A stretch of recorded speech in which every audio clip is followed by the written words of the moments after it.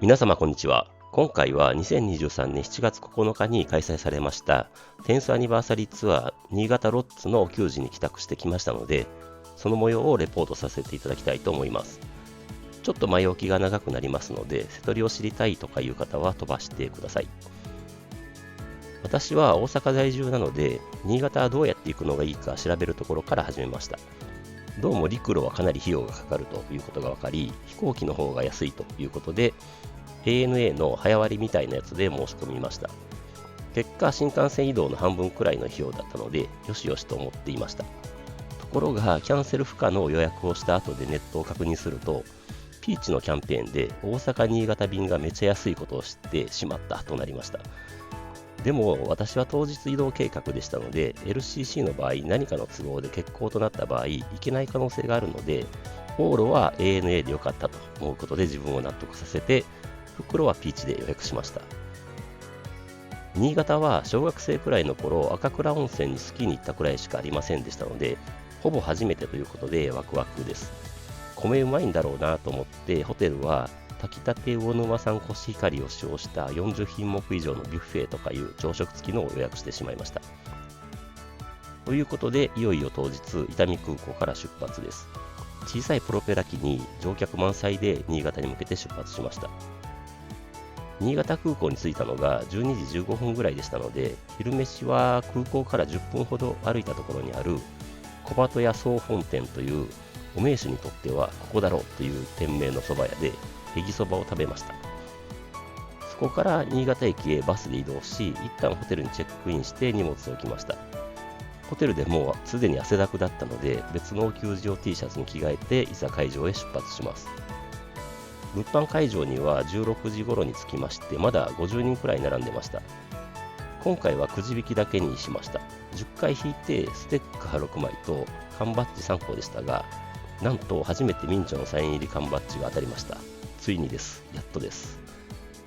で、そのまま入場待ちとなるのですが、今回のチケット番号は B163 番ということで、入場待ちの時、私の後ろには10人そこそこしかいない感じでした。ですので、会場入りした時には当然すでにパンパンです。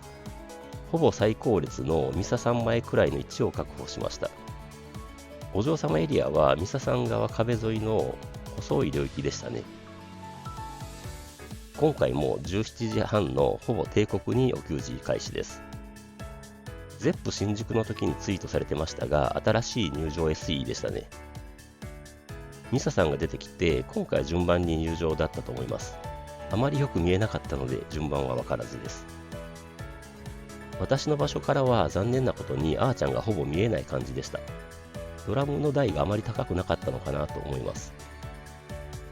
で、初っ端はやっぱりドミネーションでスタートです。いきなり全力でちゃんとですね。初めてマスクなしで叫べました。みんなも声バッチリ出ていて、ハローハローもそんなに大きくない会場に響いてました。サイちゃんは調子いいみたいで、この日もノリノリでしたね。ドミネーションの最近の終わり方やっぱりいいですね。2曲目がグローリーです。新宿の瀬戸りは把握してましたので、心と体の準備万端で飛び跳ねながら叫びました。小鳩さんのコーラスも綺麗に聞こえてきて、もうテンションも上げ上げです。ほぼ最高列で飛び跳ねてると、なんか小鳩さんが見てくれていたように思いました。多分気のせいかもですが。3曲目はダイスです。あーちゃんとミサさんの凶悪なベイドラに体を揺さぶられて始まりました。ベースソロとギターソロでは大声援とちゃんとで大盛り上がりです。いや、みんな声出てるなって感じです。サイちゃんの新潟行けるかで4曲目はプレイです。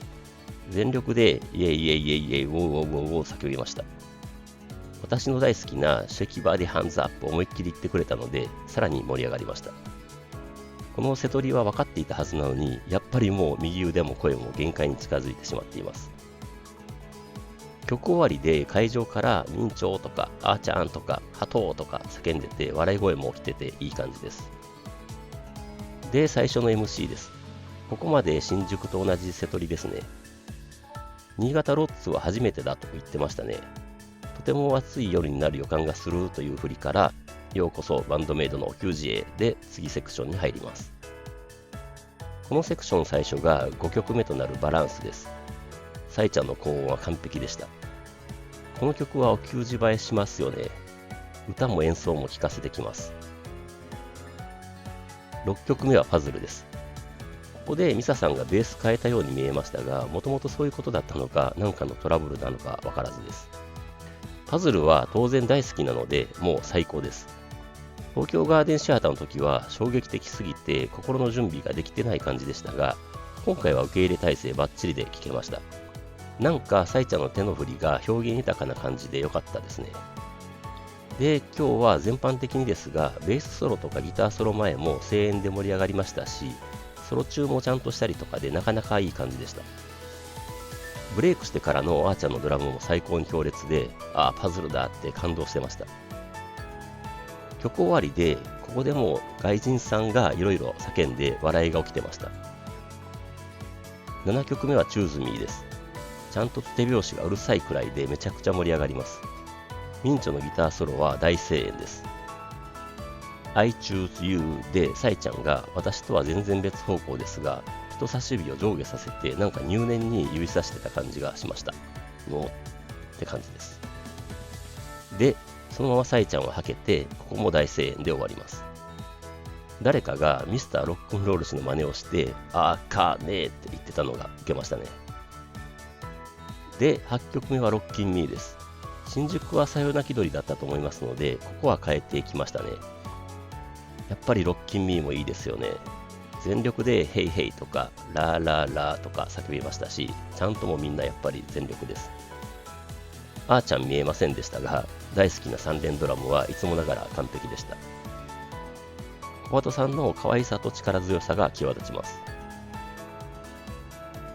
9曲目が From Now On です。この日は結構ミンチョが前出てきてくれてたので、ほぼ最高列にいた私にもよく見えました。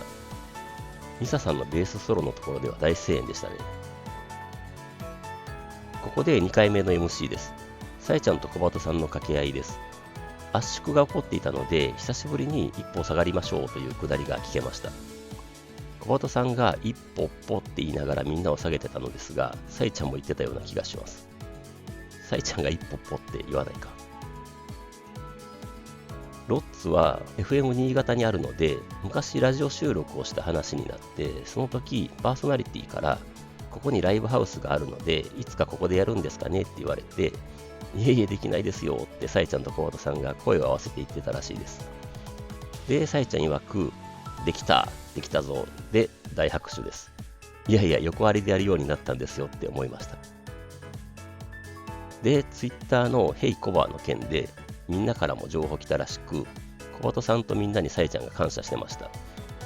みんなも困ったらヘイコバ行ったらいいよってサイちゃんが言ってましたが、小鳩さんは全力否定してましたね。それでサイちゃんがヘイコバどっか行きたいという振りがあって、小鳩さんがスノボやってる話になりました。以前に小鳩さんから送られてきたスノボの動画ではパンダみたいに転がってたらしく、頭から転がるので危ないのでやめろってみんなが言ってたとか。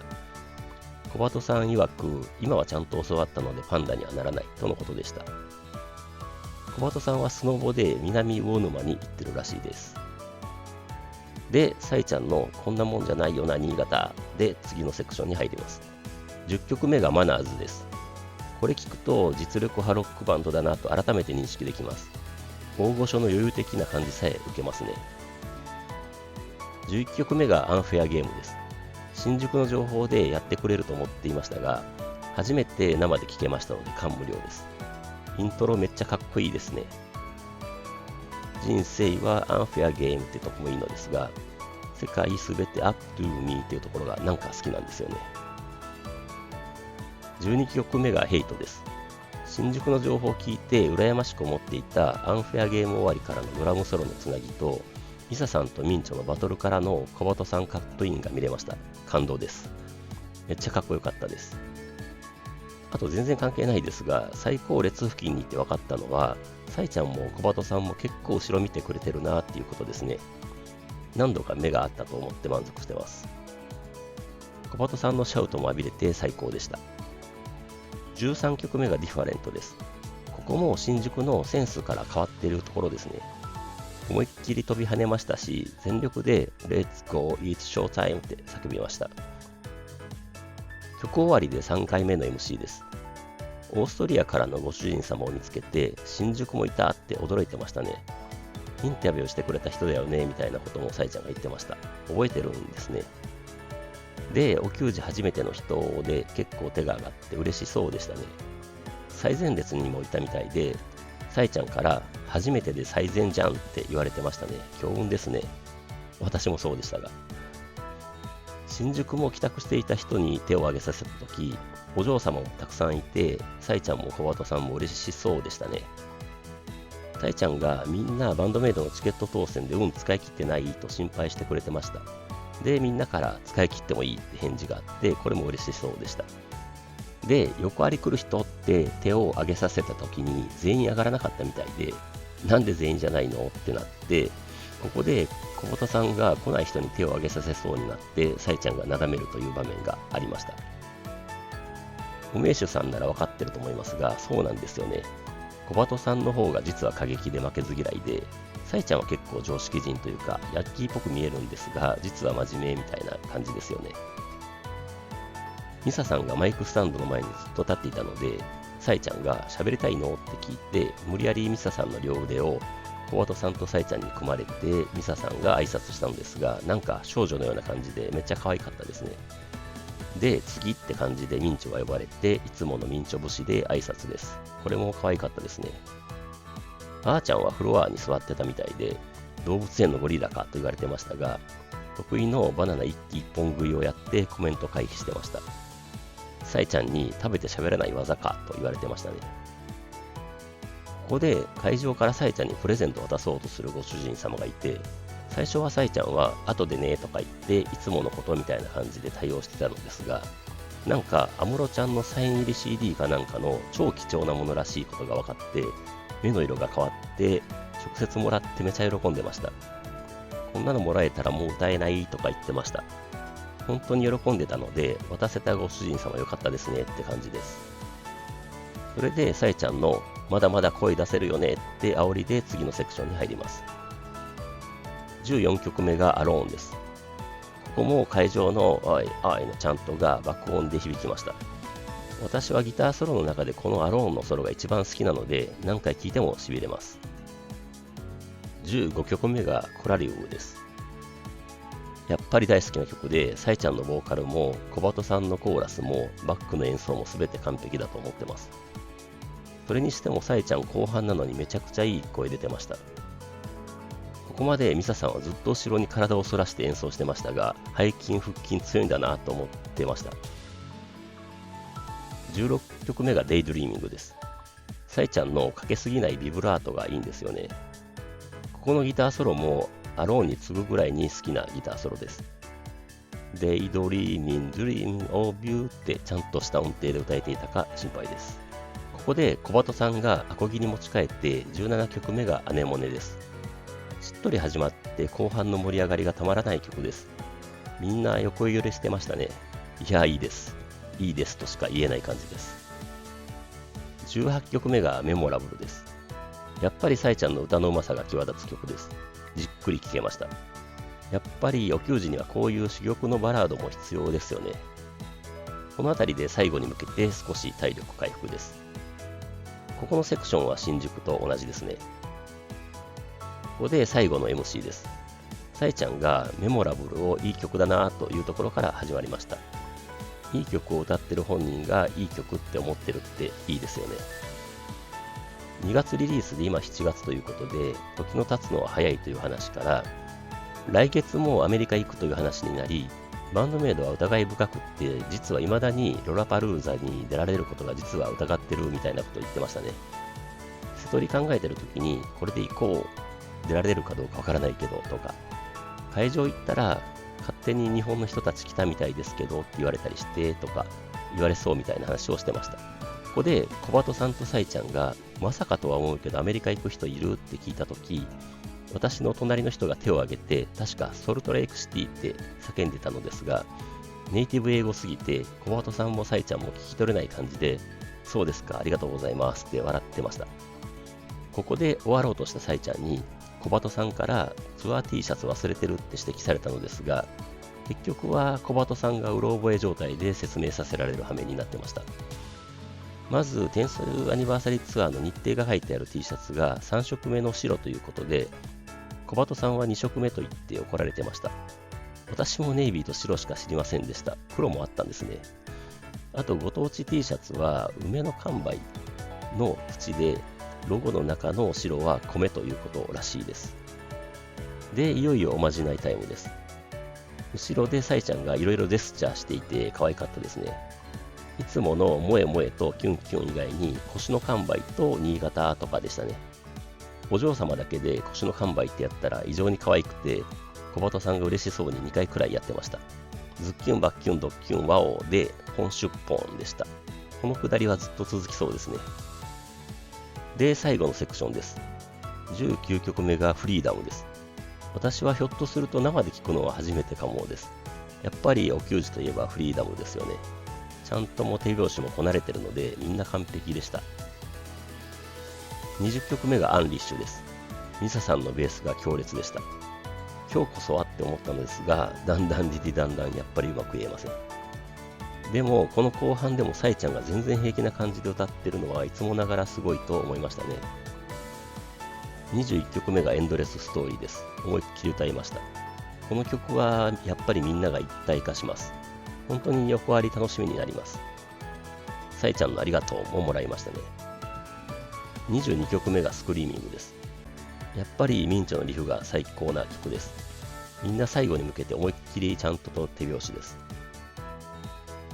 最後23曲目がノーゴッドです。分かってたのに体が言うことを聞きません。でもなんとか飛び跳ねて叫んで最後の力を振り絞りました。とにかく本当にあっという間に終わった感じでした。これまでの球児で最速の体感です。だけど汗まみれで足と腰と腕と声はボロボロになってったっていう状況ですね。はい。少し長くなってしまいましたが、以上が10thアニバーサリーツアー新潟ロッツお球児の感想となります。ゼップ新宿の瀬取りとほぼ同じでしたので、羨ましく思ってた思いを回収できました。予告編を見て楽しみにしていて、その予想を上回るものが見れたって感じです。いつものサイちゃんのツイートは、新潟最高、びっしゃびしゃになったよでしたね。本当に暑かったです。私は4月24日の大阪ビッグキャット以来約3ヶ月ぶりの球児でしたので、本当に楽しかったです。次の静岡はチケット取れずでしたので、またツイートを見て羨ましがろうと思います。翌日は炊きたて釜炊き魚沼産コシヒカリの朝食を堪能して、少し新潟市内をぶらぶら観光し、昼食はあーちゃんも食べたと言っていたバスセンターのカレーを食べてピーチで帰路に着きました。今回は以上です。それではまた次回。